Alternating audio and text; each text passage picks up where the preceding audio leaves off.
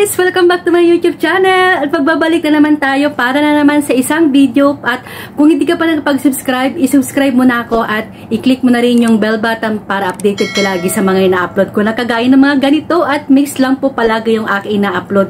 Kung ano lang po yung naiisip ko, yun na lang po yung i-aking i-vlog. So for today's video guys ay pag-uusapan natin yung about sa medical, yung papunta sa abroad. So, yung mga nagbabalak na pupunta dito sa abroad or in medical process na yung kanilang mga papers ay dito po, ang vlog na po na ito ay para po sa inyo.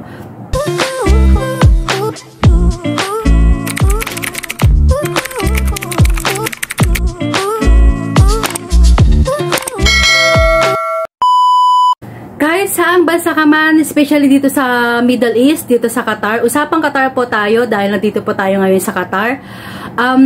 Di ba usually kapag nag-abroad tayo ay kailangan nating magpa-medical. So, di ba sa Pilipinas pa lang ay nagme-medical na tayo. Tapos, dito sa Pilipinas ay fit to work ka, pero pagdating mo sa abroad, dito sa Qatar ay naka-unfit yung medical mo. So, ano nga ba yung usually na nangyayari? Bakit nagkakaganon? So, dito kasi sa Qatar, pagdating mo pa lang dito, ay ime-medical ka kaagad ng iyong amo. So, iba pa yung medical mo dun sa Pilipinas. Pagdating mo dito sa Qatar, ay iba rin yung medical mo dito. So, ang mangyayari po kasi dyan, kaya po pinapamedical po tayo ulit ng ating mga amo dito sa Qatar kasi hindi tayo mabibigyan ng ID o yung visa o yung tinatawag nilang ikama. Yun yung ikama yung tawag nila dito guys, yung visa, yung ID na ganyan, ikama yung tawag nila doon. So, mauobliga daw yung mga amo na ipamemedical tayo kasi yun ang isang requirements para magkaroon tayo ng ikama. So, bakit nagkakaganon na bakit pag sa Pilipinas pa lamang ay fit tayo, bakit dito sa Qatar pag na medical po tayo ay unfit? So, ang kadalasan nangyayari kasi po dyan is kung nagpa-medical tayo dito sa Qatar ay may nakita dun sa lungs natin. Kasi karamihan yan na nakikita sa mga x-ray. Kasi dito kasi guys sa Qatar, ang medical lang naman kasi dito nila ay hindi kagaya ng medical sa Pilipinas na general yan na mini-medical nila. Yung mong katawan ng magpapamedical. Pero dito sa Qatar, x-ray lang yan. X-ray lang yung ginagawa nila dito. So, i-x-ray ka nila dito. Usually yung nakikita ng mga sakit ng mga katulad kong mga katulong na pumupunta dito ay yung may nakikita na may scar sa lungs, yung mga ganyan, may mga sakit sa puso, tapos kumisan may mga UTI. Pero yung mga UTI naman guys, madali lang din na gamutin. Bibigyan ka lang ng antibiotic yung amo ng doktor, tapos mga ilang days lang yan ay mawawala na. So, ang mahirap dyan, kung may makita sa x-ray, yung lungs mo na may scar. So, karamihan yan talaga yung nagkakaproblema. So, ang mangyayari dyan, kung may makitaan man na ganun sa x-ray mo dito sa Qatar ay hindi ka mabibigyan o hindi ka magagawa ng amo mo ng ikama. So, ang mangyayari dyan is madedeport ka or mapapauwi ka sa Pilipinas. So, hindi kasi pare-pareho yung mga amo dito sa Qatar. So, pagdating mo pa lang dito sa bahay niya ay ipamemedical ka na ulit. Kagaya yung nangyari sa akin noon dito sa amo ko. Dumating ako dito, tapos naghintay lang ako ng 3 days, tapos pinamedical ka agad ako ng amo ko. Tapos may mga ibang amo naman dito na naghihintay pa sila ng mga 2 to 3 months bago kanila i-medical para magawan kanila ng ikama. Kasi mga ibang amo dito, hinihintay pa nila ng mga ilang buwan yun para mabigyan ka ng chance kung gusto mong magpabalik sa agency or bibigyan ka ng chance na kung magbago ba yung isip mo or magugustuhan mo ba sila. Kasi kapag pinamedical ka na ng amo kaagad, tapos nagka-ikama ka na, nagka-ID ka na, ibig sabihin yan, hindi ka na makakabalik sa agency. Yung parang ano sila na yung magano sa katulong nila, masasakal na tayo. Yung parang nakatali na tayo sa kanila. I mean, hindi na tayo pwedeng bumalik sa agency kasi nabigyan na tayo ng ikama na galing sa kanila. So, ganun po yung mangyayari. Hindi po pare-pareho yung mga amo dito. May mga amo po yun ng ganun. Minsan may mga amo talaga na mautak. May mga amo din na mababait na nagbibigay kaagad sila ng kanilang mga ikama, yung kanilang mga katulong. Yung mga amo kasi na binibigyan pa tayo ng chance na makapag-isip kung mag-i-stay ba tayo sa kanila ng matagal o kailangan ba nating tapusin yung ating kontrata sa kanila or gusto ba nating magpalit ng ibang amo. So, ganyan yung mga ginagawa ng mga ibang amo dito. Kaya tinatagalan nila yung kanilang pagbibigay ng kanilang mga ikama, yung kanilang mga katulong kasi ganun yung gusto nila. So, yung mga amo dito hindi talaga pare-pareho. Kasi depende naman yan sa amo. Yung may mga amo dyan na nagbibigay talaga ng mga ikama kaagad kasi kailangan nila ng katulong. So, depende po yan sa sitwasyon. So, kung gusto ka kaagad ng amo, ay bibigyan ka, ipamemedical ka kaagad at parang magkaroon ka ng ikama kaagad. So, paano ba nagkaka-unfit tayo?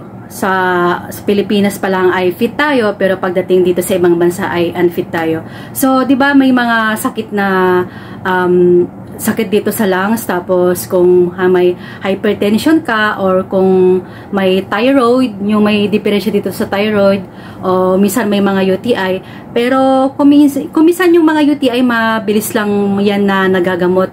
So sa Pilipinas pa lamang ay nagagamot ka na, so binibigyan ka lang ng doktor ng mga antibiotic, mabilis lang yan na magamot. So may kilala ko yan guys, nung nag-apply ako dito sa Qatar, pamunta dito sa Qatar noon, may nakasabay ako na may UTI. So, nagamot naman. Tapos, yung iba, may mga problema sila sa mga ibang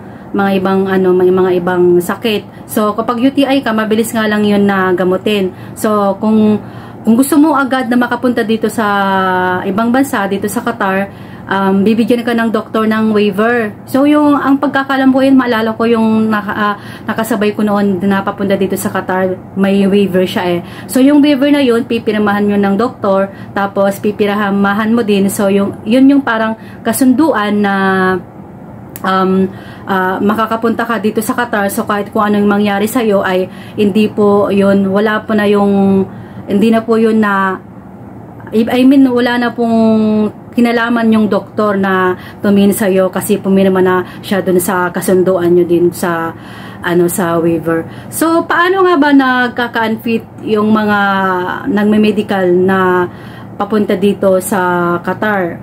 So, hindi ko rin po maintindihan kung bakit nagkakaroon ng ganon, kasi dun sa Pilipinas pa lang ba, diba, naging okay naman yung kanilang mga medical, tapos bakit pagdating sa dito sa ibang bansa ay bakit nagka-unfit? So dito kasi sa medical pa lang dito, x-ray na yung number 1 na tinitingnan nila. So kung minsan yung mga x-ray dito ay may nakikita silang mga yung mga scar dito sa kanilang mga baga, parang delikado po yun. Ayaw po yun ng mga amo na matutuloy yung kanilang mga katulong. So kahit naman saang bansa guys, kung syempre kung may nakitaan yung amo sa x-ray ng katulong nila, di ba, syempre matatakot na sila. So ang mangyayari po yan ay kapag unfit po tayo dito sa ibang bansa, tapos fit naman tayo dun sa Pilipinas, ay hindi po tayo makakapagtrabaho. So, wala pong i-deport po tayo ng amo doon sa Pilipinas. So, hindi po tayo makakapagtrabaho. So, kailangan muna na gamutin yung sakit na nakita doon sa x-ray na yun, or kahit anong sakit man na nalaman, bago tayo ulit makapag-apply o makapunta na dito sa abroad. So kung may sakit man yan, halimbawa, siyempre gagamutin ka, tapos halimbawa yung x-ray mo is may nakita silang scar. So gagamutin yan. Pagkatapos ng gamutan, babalik ka naman mag-x-ray, i-check na naman nila kung naging okay na yung inyong medical. So, ayan guys, pag unfit ka nga dito sa Qatar ay, ang mangyayari po ay hindi ka makakapagtrabaho. So, lalong-lalo na ko po yan kapag yung may problema sa baga. So, parang hindi po tayo sigurado yan na matutuloy po tayo dito makapagtrabaho. So, hindi ko talaga alam kung bakit nagkakaganon. Hindi ko bakit na nagiging unfit yung iba pag nandito na sila sa ibang bansa. Tapos sa Pilipinas, okay naman. So, hindi ko rin maintindihan kung bakit ganon. So, lalong na sa mga lungs, sa mga lungs yan, mga iba kasi may nakikita silang mga scar sa mga lungs nila, kaya mangyayari dyan ay ipapagamot muna, tapos saka sila makakabalik na mag-apply or makakapagtrabaho dito sa Qatar. So, pero may mga ibang sakit naman dito na pwede naman, yung kagaya ng UTI na sinabi ko dati, mabilis lang yan na gamutin. Gamutin mo lang ng mga ilang days, antibiotic, tapos i-repeat ka naman na ipapacheck up, tapos repeated lang ng repeated hanggang maging okay yung UTI mo, hanggang maging okay na siya. So, wala namang problema guys pag dito sa Qatar, pag magpagamot dito, maganda yung gamutan dito sa Qatar. So, kahit yung mga hospital nila, yung mga nurse, doktor, okay naman sila dito kasi minsan naranasan ko na rin magpagamot dito. Ano yung nangyari sa akin?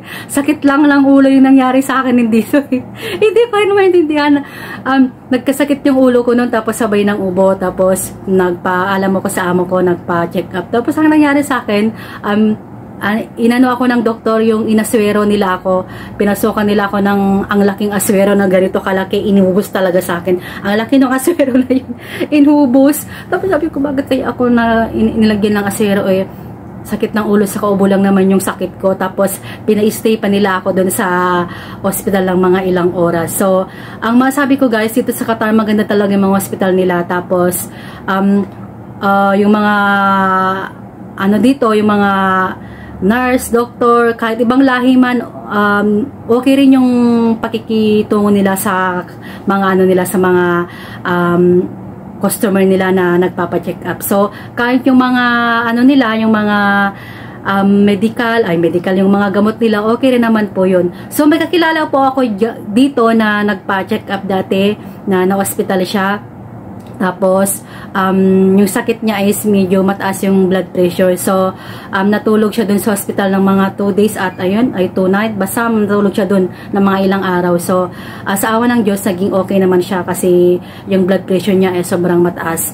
Sa awa ng Diyos, naging okay siya at nandito na ulit siya sa kanyang amo na nagtatrabaho ulit.